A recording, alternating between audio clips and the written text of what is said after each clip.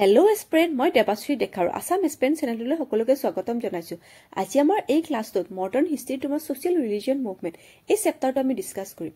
এই চেপ্টাৰটো অতি ইম্পৰ্টেন্ট হয়। ইয়াৰ এমসিকিউ হক বা ডিটেইলছ এক্সপ্লেনেশন গোটেইখিনি আমাৰ এই ক্লাছটোত আমি ডিসকাস কৰিম।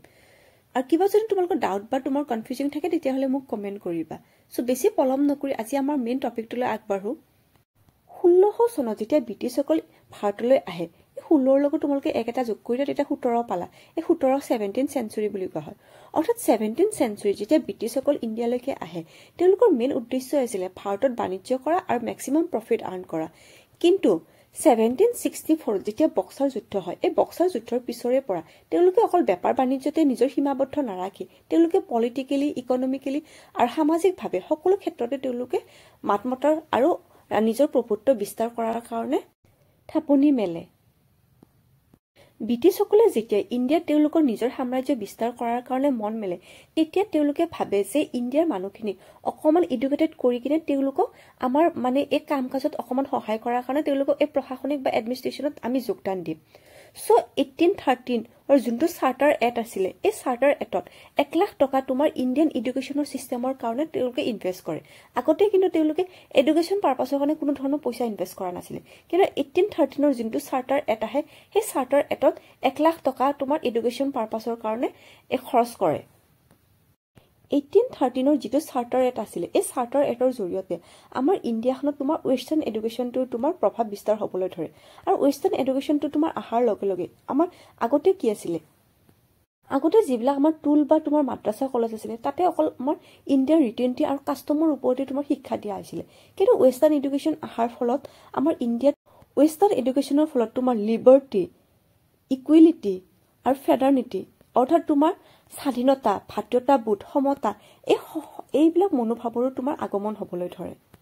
যাৰ ফলত তোমাৰ এই সমাজৰ সাধাৰণ শ্ৰেণী অৰ্থাৎ তোমাৰ এই মিডিল ক্লাছ শ্ৰেণীটোৱে সমাজখন সংস্কাৰ কৰাৰ বাবে আৰু সমাজত থকা এই পৌৰাণিক তোমাৰ প্ৰথাবোৰ আঁতৰ কৰাৰ কাৰণে তেওঁলোকৰ এটা মনোভাৱ জাগ্ৰত হয়। আৰু তেওঁলোকে ভাবে এই সমাজত থকা এই কুসংস্কাৰবিলাক তোমাৰ আঁতৰি মানুহৰ মনবিলাক যাতে মুকলি হয় আৰু তেওঁলোকৰ যাতে এই পশ্চিমীয়া শিক্ষাটোৰ জৰিয়তে তেওঁলোকৰ মাজত থকা এই কাল্পনিক মনোভাৱবিলাক যাতে তোমাৰ নাইকিয়া হয় তাৰ বাবে তেওঁলোকে এটা আন্দোলনৰ সৃষ্টি কৰে।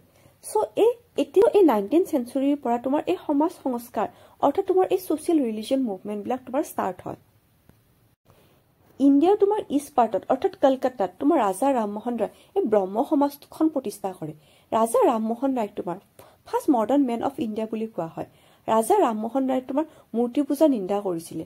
ৰাজা ৰামমোহন ৰায়ৰ প্ৰচেষ্টাতে 1817 চনত কলকাতাত তোমাৰ হিন্দু কলেজখন তোমাৰ প্ৰতিষ্ঠা কৰা হয়। আৰু 1825 চনত বেদান্ত কলেজখন তেওঁৰ প্ৰচেষ্টাতে স্থাপন কৰা হয়। ৰাজা ৰামমোহন ৰায় সতীতা প্ৰথাটো বিলুপ্ত কৰিছিলে।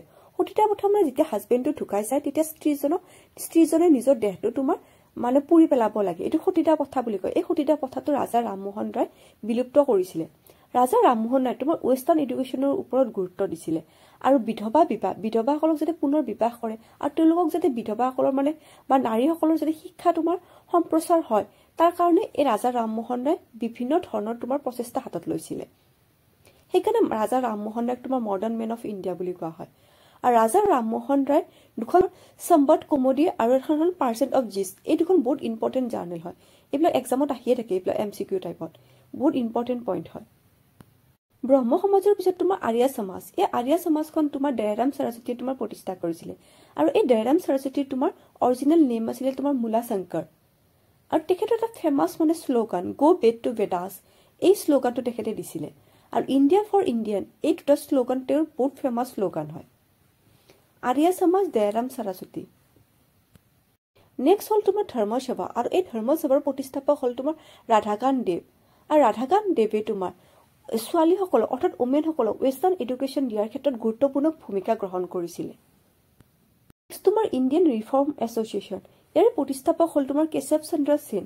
কলকাতাত 1870 তেখেতে এই ইণ্ডিয়ান এছ'চিয়েশ্যন তোমাৰ ফৰ্ম কৰিছিলে।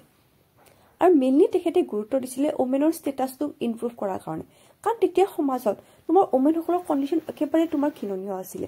তেওঁলোকক খালি ওমেনসকলক শোষণ কৰা আৰু তেওঁলোকক যিমান য'ত তোমাৰ কথা আছে সব ওমেন লগতে ৰিলেটেড আছিলে তেওঁলোকৰ মানে শিক্ষা ব্যৱস্থা অতি নিম্নগামী আছিলে তেওঁলোকক মানে সতীতা প্ৰথাই হওক বিধৱাসকলৰ ক্ষেত্ৰতে হওক তেওঁলোকক বহুত বিভিন্ন ধৰণৰ স্যাক্ৰিফাইস কৰিব লাগিছিল সো তেওঁলোকৰ উন্নতিৰ কাৰণে এই তোমাৰ ইণ্ডিয়ান ৰিফৰ্ম এছ'চিয়েশ্যন এইটো স্থাপন কৰে কেশৱ চন্দ্ৰ সেনে 1817 কলকাতাত নেক্সট তোমাৰ ৰামকৃষ্ণ মিছন আৰু এই ৰামকৃষ্ণ মিছনৰ তোমাৰ প্ৰতিষ্ঠাপক হ'ল স্বামী বিবেকানন্দ আৰু স্বামী বিবেকানন্দৰ এটা ফেমাস শ্লোগান জীৱই শিৱ মানে তোমালোকে জীৱক মানে যিখিনি মানে সাধাৰণ মানুহ আছে বা দুখীয়া শ্ৰেণীৰ মানুহ আছে তেওঁলোকক সহায় কৰা তেওঁলোকক প্ৰতিপাল কৰা শুশ্ৰূষা কৰা তেতিয়া তেওঁলোক শিৱ সন্তুষ্ট হ'ব মানে জীৱক তোমালোকে যদি প্ৰতিপাল কৰা তেতিয়ালে ভগৱান সন্তুষ্ট হয় মানে ভগৱানৰ তোমাৰ ৰূপটো দেখা পাবা এই তেখেতৰ এই মানে ফেমাস তোমাৰ শ্লোগান আছিল ৰামকৃষ্ণ মিছনৰ ৰামকৃষ্ণ মিছনৰ প্ৰতিষ্ঠাপক বিবেকানন্দ স্বামী বিবেকানন্দ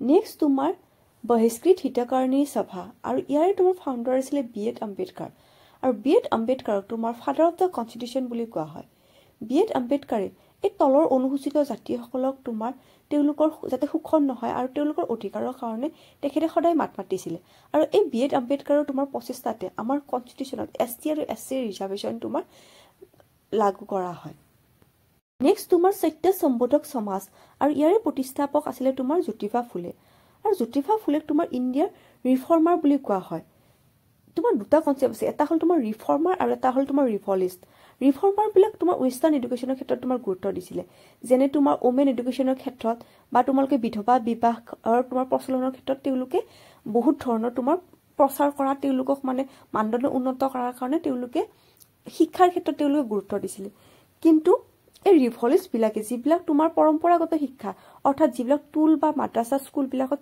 প্ৰচাৰ কৰিছিলে যিবিলাক তোমাৰ ইণ্ডিয়ান কাষ্টম বা ইণ্ডিয়াৰ তোমাৰ ৰীতি-নীতিৰ ওপৰত তোমাৰ শিক্ষা দিছিলে সেইবিলাক তোমাৰ ৰিভলিষ্ট বুলি কোৱা হয় সেই ৰিভলিষ্ট এটা কনচেপ্ট আছে আৰু ৰিফৰ্মাৰ জ্যোতিবা ফুলে এজন ৰিফৰ্মাৰ আছিলে যেনে তোমাৰ ৰাজা ৰামমোহন ৰায় এজন ৰিফৰ্মাৰ আছিলে তেওঁলোকে ৱেষ্টাৰ্ণ এডুকেশ্যনৰ জৰিয়তে মহিলাসকলৰ জীৱন ধাৰণৰ মান উন্নত কৰাত মানে প্ৰচেষ্টা কৰিছিলে সোশিয়েল ৰিলিজিয়ন মুভমেণ্টত ইয়াতে মই মেক্সিমাম পইণ্ট কভাৰ কৰিবলৈ চেষ্টা কৰিছোঁ তাৰ উপৰিও মই মডাৰ্ণ হিষ্ট্ৰীৰ তোমাৰ evolution and development of education system ইয়াতে মই প্ৰত্যেকটো ষ্টেপ ৱাইজ ডিটেইলছ এক্সপ্লেনেশ্যন কৰিছোঁ ইউটিউবত তোমালোকে সেই ভিডিঅ'টো চাব পাৰা বহুত ইম্পৰ্টেণ্ট ভিডিঅ' হয় চ' আজিলৈকে বেছি পলম নকৰি ইয়াতে সমাপ্ত কৰিছোঁ অ'কে বাই আৰু মোৰ চেনেলটো তোমালোকে ছাবস্ক্ৰাইব আৰু কমেণ্ট কৰিবা থেংক ইউ হেল্ল' স্প্ৰেড মই দেৱাশ্ৰী ডেকা